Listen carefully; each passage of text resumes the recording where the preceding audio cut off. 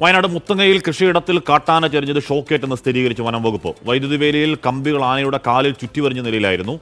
ആനയ്ക്ക് മറ്റു പരിക്കുകളില്ല എന്നും പോസ്റ്റ്മോർട്ടം റിപ്പോർട്ട്. വനം വകുപ്പ് കേസെടുത്ത് അന്വേഷണം തുടങ്ങി. സുർജിത്ത് അയ്യപ്പത്ത് വിവരങ്ങളുമായി ചേർന്നു. സുർജിത്ത്, ഇനി അതിന്റെ പേരിൽ നിരപരാധികൾ മറുപടി പറയേണ്ടി വരുമോ?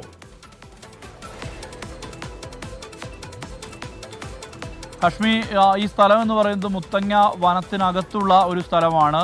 മുറിയൻകുന്ന് വയൽ എന്നാണ് പേര്. അതായത് കൃഷിക്ക് വേണ്ടി മാത്രം ലീസായി നൽകിയിട്ടുള്ള ഒരു മേഖലയാണിത്. അതുകൊണ്ട് തന്നെ വന്യമൃഗങ്ങൾ സ്വാഭാവികമായും ഇറങ്ങും.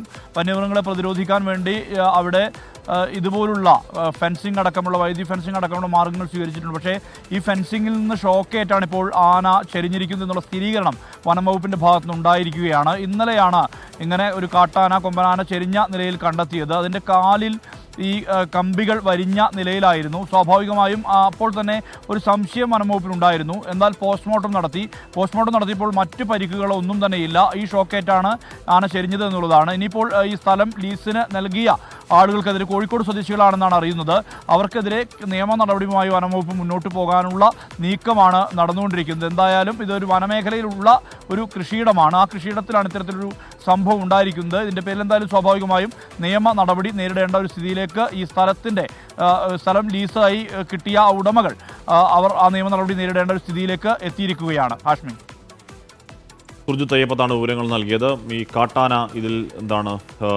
കാട്ടാനയുടെ വൈദ്യുതിവേലിയിലെ കമ്പികൾ ആനയുടെ കാലിൽ ചുറ്റിവരിഞ്ഞ നിലയിലായിരുന്നു. അപ്പോൾ സ്വാഭാവികമായും നിയമ നടപടികൾ അവർ നേരിടേണ്ടി വരും എന്നാണ് സുർജിത്ത് പറയുന്നത്.